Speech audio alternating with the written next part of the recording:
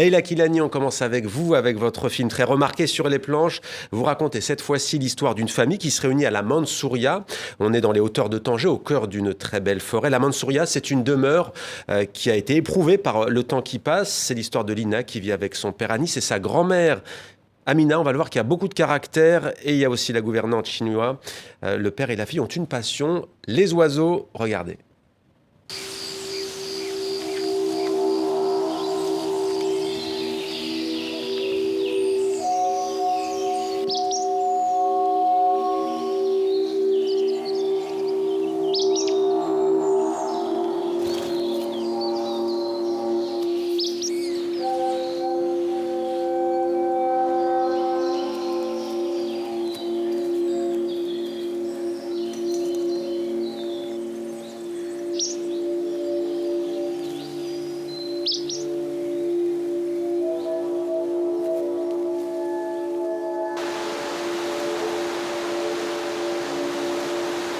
عطلنا 48 ساعة باش نجمعوا 40 فرماس ديالنا ونتهناو من هاد الصداع الورثة 20 سنة وحنايا كنتسناو شي شاري. أنا بايعة وانا بايعه معاك. لا انا معاك. لا يا بايعه. انا وخوتي ما بايعش. انا وخوتي ما بايعش. هاد الهجيج غيديونا هاد الأرض وهاد الدار وغادي يخليونا والو. حقي نعمل به اللي بغيت، نحبسو نوقفو حقي. ما يتباع ما يتشرى. Renuncio a la transmisión de la propiedad. Cuidado, cabrón. Cuidado lo que dices. A mí no me insultas.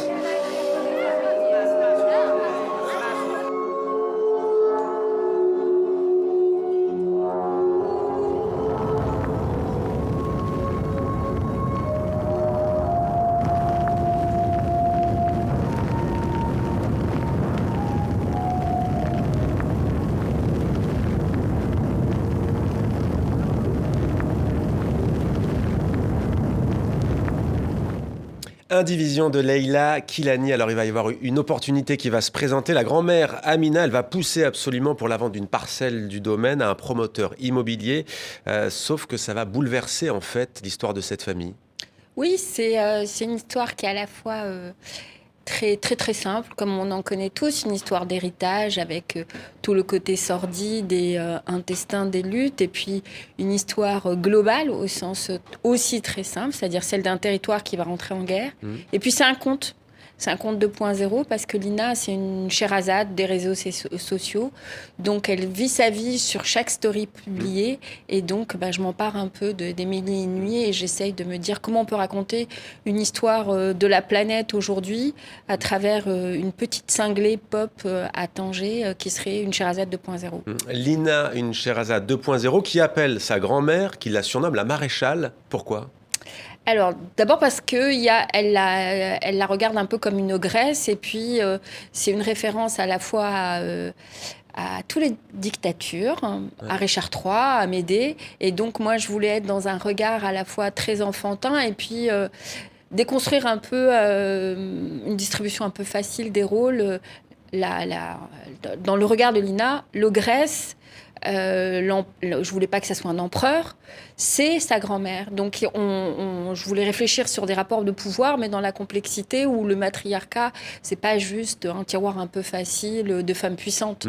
Donc la maréchale, elle a un royaume, mais sans réel pouvoir, puisque avec la loi islamique, la charia, elle hérite du 6e. Donc elle a une coquille vide.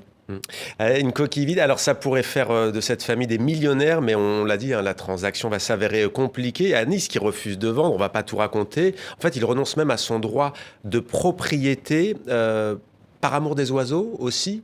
Oui, et puis par, je pense, à la fois une recherche très simple de se dire mais qu'est-ce qu'on fait quand, pardonnez-moi, quand tout s'en va, quand tout se délite ou quand on est dans un sentiment comme on le connaît tous de notre planète où il n'y a pas de plan B.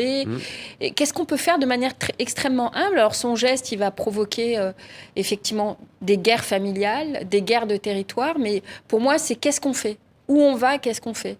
Et lui, il conteste ce qui est notre droit à tous et qui existe dans le droit islamique, c'est-à-dire il conteste le droit de perpétuer la propriété. Il y renonce et il fait de ce droit-là, en fait, il rend la terre à elle-même. Et vous poursuivez votre démarche déjà puissante qu'on avait pu apercevoir, inventive aussi pour interroger quoi? Le temps présent, mais aussi appelé à renouveler les paradigmes dans nos sociétés. À ne pas désespérer, déjà. Parce que je trouve que ce qui est le plus terrible, c'est d'être dans la catastrophe et de se dire, eh ben, en fait, maintenant, on ne peut même plus espérer inventer des formes de contestation, espérer inventer aussi une éco-poétique du monde, de l'esthétique. Moi, je crois d'abord au cinéma comme un puissant vecteur de changement. Alors, pas pour faire des films tracts, mais pour être ému, bouleversé, s'interroger, être déstabilisé, même si ça peut être un peu, un peu épuisant. Un peu lourd et épuisant. Indivision, Leïla Kilani, vous avez reçu le Grand Prix du Festival du film arabe de Famek en France.